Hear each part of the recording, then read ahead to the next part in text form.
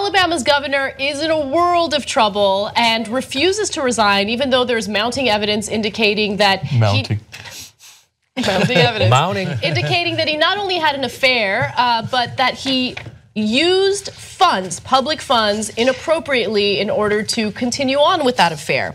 So it's Governor Robert Bentley, and he's a bit of an outsider. So this is an interesting story because of the fact that he doesn't have a lot of lobbyist friends or politician friends who are kind of looking out for him. But the accusation is that he was engaged in an affair with his former senior political advisor, Rebecca Caldwell Mason. He had said, if we're going to do what we did the other day, we're going to have to start locking the door. That was something that he said in a leaked audio when this whole situation was being investigated. The audio was released in 2014. We did report on it, but I do want to refresh your memory and then update you on what's happening with this story today. Here's the audio. When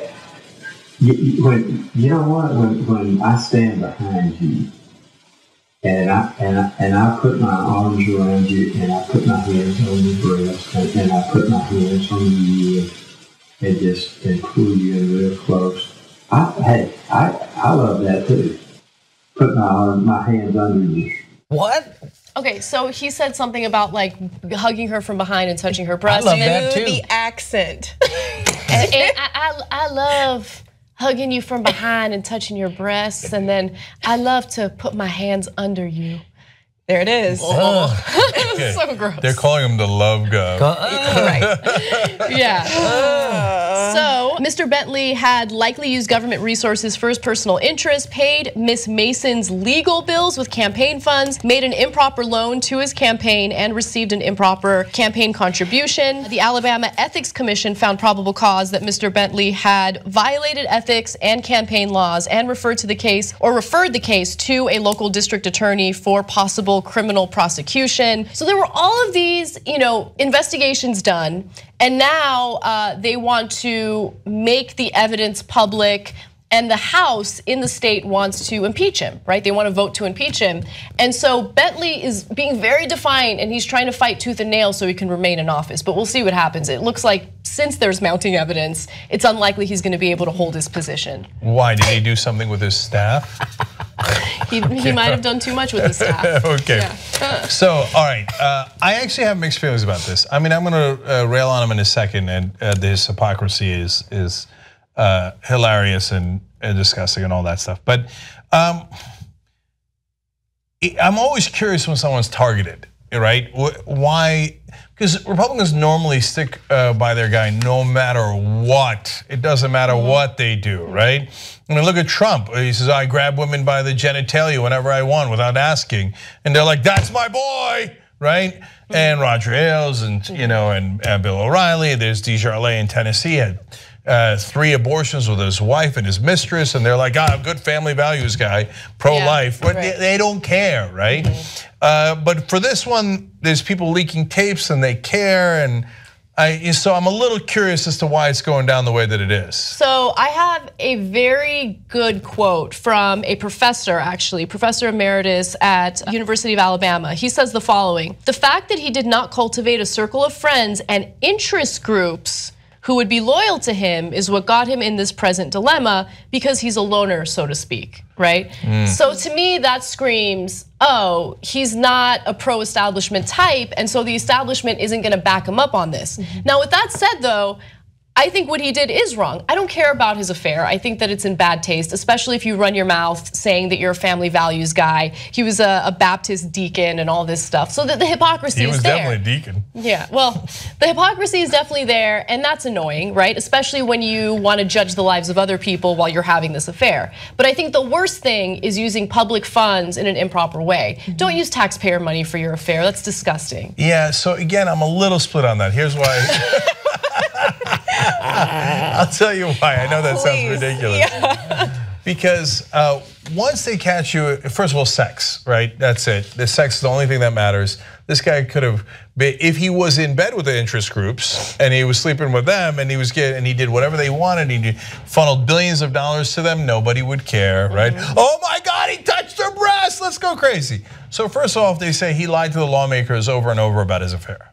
To which I say, of course! of course he did. Not guilty, okay? Yeah. Like, what was he gonna say? Hey, are you having an affair? Oh, yeah, you caught me. I was fondling her breasts. It's probably on tape somewhere. You got me. I resign immediately. I love to hug it from behind and put my hands under her. I like that too. Look, if you're having an affair, you've already signed on to lying. It's part of the affair, right? So not guilty. I don't care if it's a Republican, Democrat, whatever. Now, then the second part of it is misusing the funds. So if he did so in an egregious way, and that's why the devil's in the details, he's like, all right, baby, I'll take you on a ride in my Bentley. Okay. Okay. Can we not get through it without?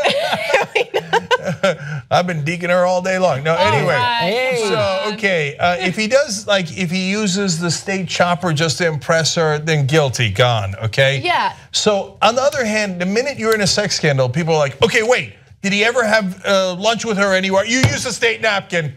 You use a state napkin, that's illegal. Okay, off you go. What he did though was not using a state napkin, okay? I think that you're minimizing what he did. No, I'm not minimizing it, I'm asking, so go ahead. Okay, so you mentioned a chopper, which I think is hilarious because he actually did utilize a helicopter in an improper way. Apparently he had left his wallet somewhere in Tuscaloosa and literally had a helicopter go pick up his wallet for him. Okay, that's insane. So but did that have anything to do with the affair? No, it didn't, but it doesn't matter, okay? See, but that means they're on the warpath to get him.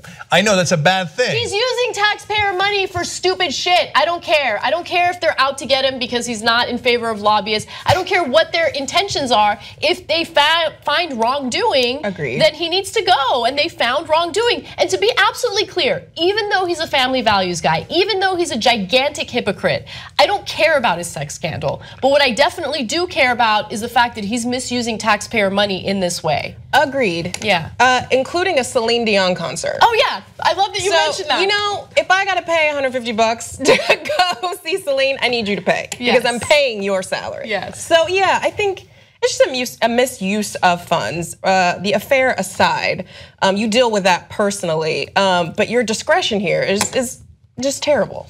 Can we see that? Oh, here's the picture of that guy. Yeah. So there he is. I don't know if they should punish him so hard because I think he's been dead for a while. He's still trying to hold on to office. Maybe that's why he's still able to have sex because his dick is a rigor mortis. Is that what it is? I don't know. I'm just guessing. But this is in fact, this is a speculation. But it does say here in the story, it says that many people, including some of his critics, see Mr. Bentley's story as that of a good man, never inured to power. He seems to have gone astray. So people are forgiving him already for this. He went back to Jesus. And okay, so now let me unleash on that. Okay, now let me turn around and tell you the other side of the story. So he says, he was going through these troubles. Now, it didn't seem like trouble when he was doing it, right? Yeah. It seemed like a lot of fun. But once he got caught, all of a sudden it was trouble. But he says on a fateful day, guess who he found? Guess who he ran into? He's going around the store and, oh my God, Jesus, what brings you here? He says, that day, last May, I asked God to take these struggles and to help me carry these burdens. Okay, forgive him then. That's all you have to do. And then he says, and I completely gave him all of me. Just like I did with Rebecca.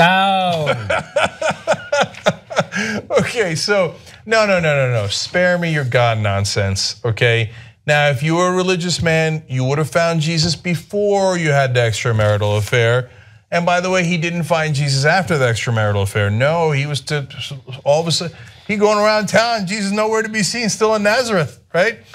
After he got caught, all of a sudden, there's my old friend Jesus from Nazareth. Yeah. Right? Hey, look at this. I went on an Easter egg hunt and found Jesus right before I got in a world, or right after I got in a world of trouble. So that is my least favorite excuse in human history. After I did all this crappy stuff, it's okay, I'm a Christian, everything's gonna be fine. It's just so, I found the Lord Jesus. Right? It's just so inauthentic, right? I think that it's much more admirable when you come forward and you're honest. And the honest answer is, look, I'm a human and humans are deeply flawed and I made a terrible, terrible decision. Okay, I shouldn't have done this. But I've been married for several decades. You know, I got tired of steak. I was looking for the shrimp, whatever. Whatever. She might have found the shrimp. Okay, we gotta stop. Okay, but I like the idea of that press conference. He comes out look, I'm gonna be honest with you guys. I'm a Homo sapien. Okay. But then I'd be like, finally, Hey, you know what the good people of Alabama would say? Oh, he gotta go. He said he was a Homo sapien. So Jesus told me that I should just keep better control of my steak chopper, if you know what I'm talking about. I'm waiting for an American politician to come out one day and say, look, I know I sinned, but it's okay. I found Muhammad.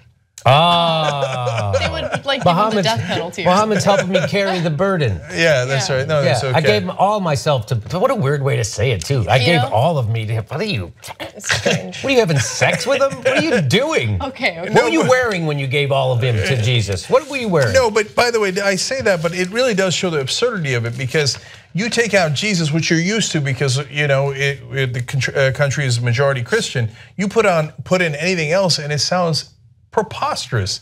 Well, it's okay, guys. I gave all of myself to Muhammad, so it's. I went to my nearest mosque and prayed to Muhammad. I talked with Moses. Yeah. And Moses was he's by the way, he was not the only guy who knew what to do with a burning bush. If you know what I'm talking about. Come on. Our reporter Jordan Chatton broke the Donna Brazil story. He was right. She just apologized for it.